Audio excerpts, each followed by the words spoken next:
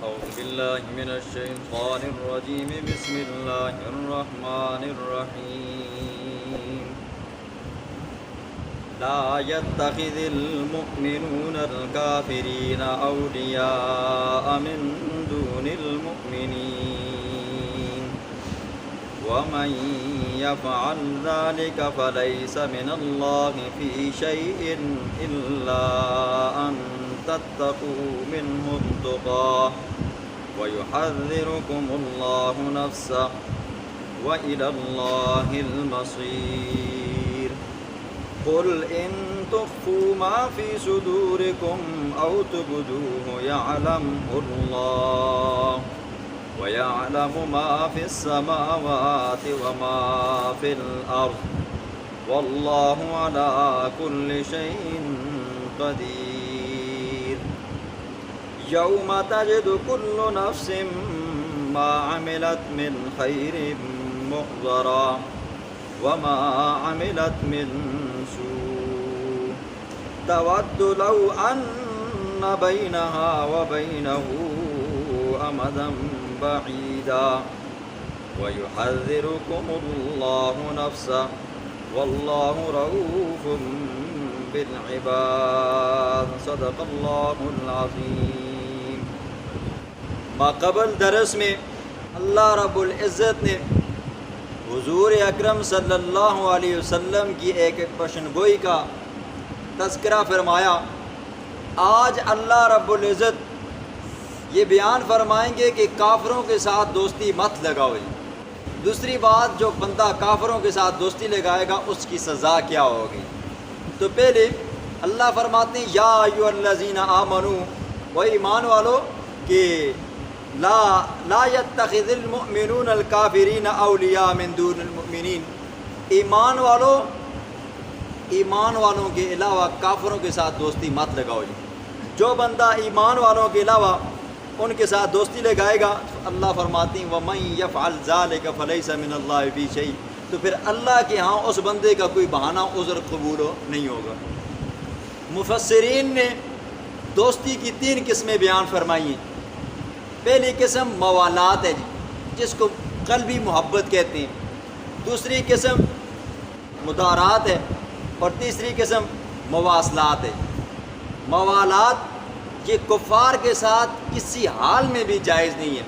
اس کو اللہ رب العزت سورۃ مائدہ کے اندر فرماتے ہیں یا ایھا الذین آمنوا لا تتخذوا اليہود والنصارى، وہ ایمان والو یہودیوں کے ساتھ عیسائیوں کے ساتھ دوستی مت لگاؤ، بعضهم اولیاء بعض، یہ آپس میں ایک دوسرے کے دوست جا رہے ہیں، اور وَمَن يَتَوَلَّهُم مِّنكُمْ فَإِنَّهُ مِنْهُمْ، جو بندہ مسلمانوں میں سے ان کے ساتھ دوستی لگائے گا فَإِنَّهُ مِنْهُمْ، وہ بھی ان یہودیوں عیسائیوں قیدانیوں میں سے ہو جائے گا۔ یہ آ گیا موالات۔ تو فرمایا کہ ایسا بندہ جو کیا ہے جی کفار کے ساتھ یہودیوں عیسائیوں کے ساتھ دوستی لگائے گا وہ ان میں سے ہوگا۔ اس سے اگلے رکوع میں اللہ فرماتے ہیں وَالْكُفَّارَ أَوْلِيَاءَ، یہودی عیسائیوں کے علاوہ باقی جتنے کفار ہیں اگر ان کے ساتھ بھی دوستی لگاؤ گے تو تمہارا حشر انہی کفار کے ساتھ ہوگی۔ دوسری قسم آگی مدارات۔ مدارات کہتے ہیں خوش اخلاقی سے پیش آنا، خوش اخلاقی کے ساتھ۔ مثلا کوئی کافر ہے آپ کا مہمان بن گئے تو اب اس کے ساتھ آپ خوش اخلاقی سے پیش آؤ، وہ آپ کا مہمان ہے۔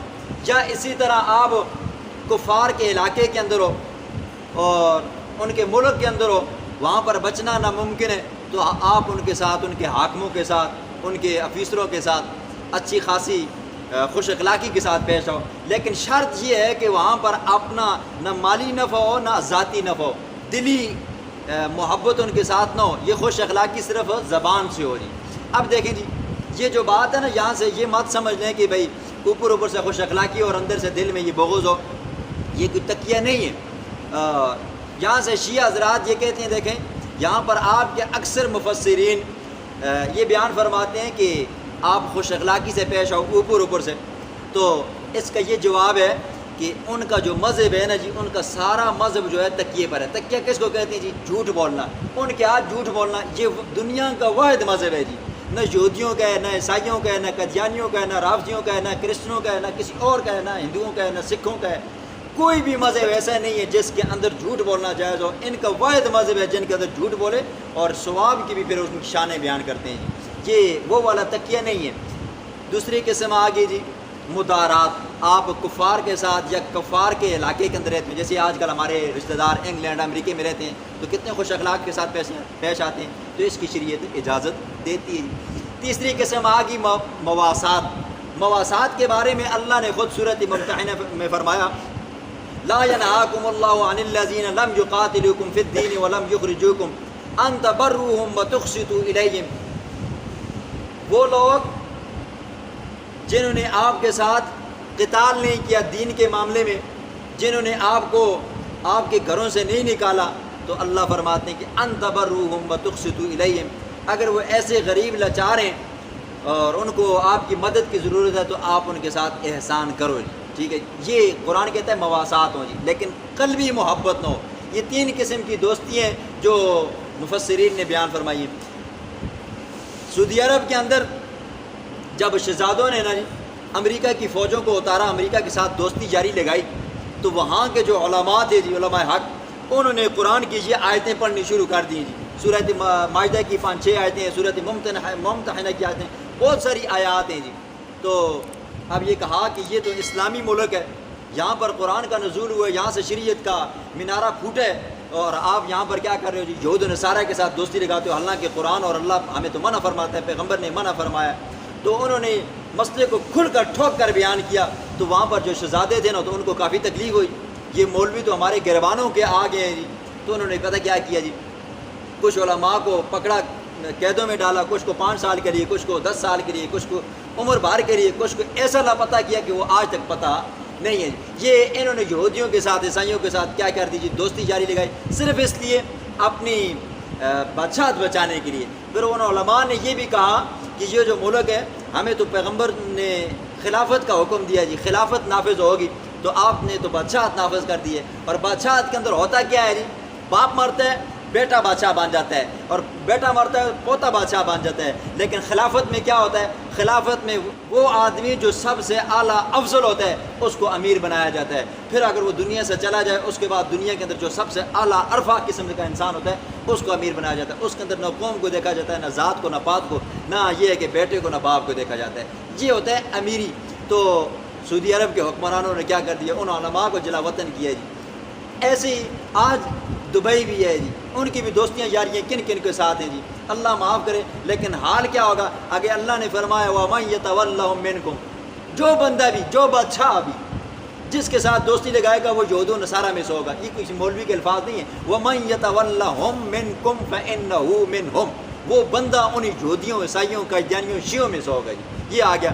آگے اللہ فرماتے ہیں یہ یہود و نصارہ کے ساتھ, کفار کے ساتھ جو دوستی تم لگاؤ گے, قُلْ إِن تُخْفُوا مَا فِي صُدُورِكُمْ, چاہے سینوں میں چھپاؤ یا ظاہر کرو, اللہ کیا کرتا ہے جی, تمہارے رازوں کو جانتا ہے, اندر کے رازوں کو بھی جانتا ہے, ظاہر کرو گے تو تب بھی جانتا ہے. اور وہ اللہ اتنا علیم بذات صدور ذات ہے کہ وَيَعْلَمُ مَا فِي السَّمَاوَاتِ وَالْأَرْضِ, آسمانوں اور زمینوں میں جو بات بھی ہوتی ہے اللہ اس کو بھی جانتا ہے. آگے اللہ نے فرمایا یَوْمَ تَجِدُ كُلُّ نَفْسٍ, یاد رکھنا ایک دن آنے والا ہے جی, یہ کفار کے ساتھ دوستیاں لگاؤ گے, میرے احکامات کو پامال کرو گے, تو ایک دن آنے والا ہے یَوْمَ تَجِدُ كُلُّ نَفْسٍ مَا عَمِلَتْ, وہاں پر بندہ ہر قسم کی جو اس نے دنیا کے اندر اچھائیاں کی ہیں, برائیاں کی ہیں, وہاں پر پائے گا جی. حدیث میں آتا ہے کہ اللہ کے پیغمبر نے فرمایا کہ وہاں پر بندہ کیا کرے گا جی, اپنا نامہ مال خود پڑھے گا جی. اللہ کے پیغمبر نے فرمایا جو دنیا میں ان پڑھ ہے وہ وہاں پر فر اپنے نامہ مال کو پڑھے گا. اللہ فرمائیں گے ہاؤ مقرؤ کتابیہ, اقرأ کتابک کفیٰ بنفسک اليوم علیک حسیبا, پڑھ اپنا نامہ مال. تو فرماتے ہیں حدیث میں آتا ہے جب بندے کو نامہ مال دیا جائے گا, وہ بندہ اپنا نامہ مال کے 1 ورقہ, 2 ورقے, 3 ورقے پڑھے گا. اللہ فرمائیں گے بتا میرے فرشتوں نے کہیں کوئی غلطی تو نہیں کی ہے. وہ بندہ کہے گا اللہ غلطی نہیں کی ہے. پھر اللہ تھوڑی دیر کے بعد جب وہ بندہ پھر پڑھے گا, 1 صفحہ, 2 صفحے, 3 صفحے پڑھے گا, اللہ فرمائیں گے بتا میرے فرشتوں نے کہیں تجھ پر ظلم تو نہیں کیا. وہ کہے گا نہ اللہ جی ظلم نہیں کیا. وہاں پر پھر بندہ کیا کرے گا جی, قرآن کہتا ہے وہاں پر بندہ افسوس کرے گا, کہے گا کاش تود لو ان بینہا و بینہ امدا بعیدا, کاش یہ نامہ مال مجھ سے اتنا دور ہو جائے کہ میری نظروں سے اوجھل ہو جائے, یہ میرے نامہ مال جو چھوٹی موٹی گناہ کیے میں نے، چاہے اچھے کیے برے کیے جو بھی کیے میرے سامنے آ گئے، لیکن آگے اللہ فرماتے ہیں امدم بعیدہ وہ نامہ مال دور نہیں ہوگا، ظاہر بات ہے بندے کے پاس ہوگا۔ اور واللہ رؤوف بالعباد، اللہ تو بڑا مہربان ہے جی، ماں کتنی مہربان ہے، 70 گنا اللہ اس سے بھی زیادہ مہربان ہے۔ اللہ تو نہیں چاہتا جی میرا بندہ جہنم میں جلے، تو اللہ یہ قانون بیان کرتا ہے، کہتے ہیں دیکھو یہود و نصارہ کے ساتھ دوستی مت لگاؤ، اچھے اعمال کرو برے اعمال مت کرو، ایک دن تم نے میرے پاس آنا ہے، پھر تمہیں تمہارا نامہ اعمال دیا جائے گا۔ تو اس سے بہتر یہ ہے کہ میں تمہارے ساتھ اتنا مہربان ہوں، تمہیں میں پہلے بتاتا ہوں، میرے پاس جب آؤ گے تو یہ اپنی تیاری کر کے آنا جی۔ بسم اللہ الرحمن الرحیم۔ لا يتخذ المؤمنون الکافرین، مت بنائیں دوست مومن الکافرین کافروں کو، اولیاء من دون المؤمنین، سوائے مومنوں کے علاوہ کسی کافر کو دوست مومن مت بنائیں۔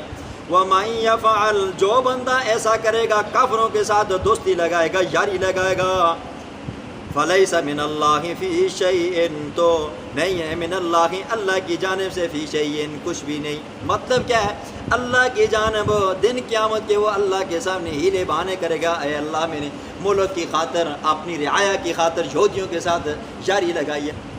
الا ان تتقوا منهم تقا، اے مسلمانوں الا مگر ان تتقوا، یہ کہ تم ڈرو منهم ان سے، تقا ڈرنا، وَيُحَذِّرُكُمُ اللَّهُ نَفْسَهَا، اللہ تمہیں ڈراتا ہے نفسہ اپنی ذات سے۔ کیا ڈراتا ہے جی؟ کہ یہ اعمال مت کرنا، میرے پاس آؤ گے تمہارے لیے پھر عذاب ہوگا جی۔ وَإِلَى اللَّهِ الْمَصِيرُ، اللہ کی طرف لوٹ کر آنا ہے۔ قُلْ إِن تُخْفُوا مَا فِي صُدُورِكُم، میرے پاک پیغمبر کہہ دینا، ان تخفوا، اگر تم چھپاؤ، ما فی صدورکم، جو تمہارے دلوں کے اندر ہے۔ یہود و نصارہ کے ساتھ دوستی لگاتے ہو، کہتے ہو دوستی نہیں ہے، صرف اور صرف مفاد، ملکی مفاد ہے۔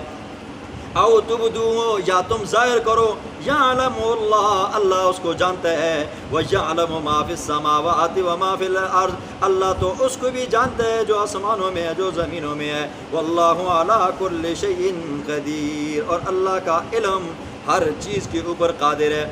یوم تجدو، جس دن پائے گا کل نفس، ہر نفس ہر انسان، ما عملت، ما وہ چیز کہ عملت جو اس نے کی، من خیر چاہے وہ نیکی ہے، وما عملت من سوء چاہے اس نے جو برائی کی ہے، محضرہ حاضر۔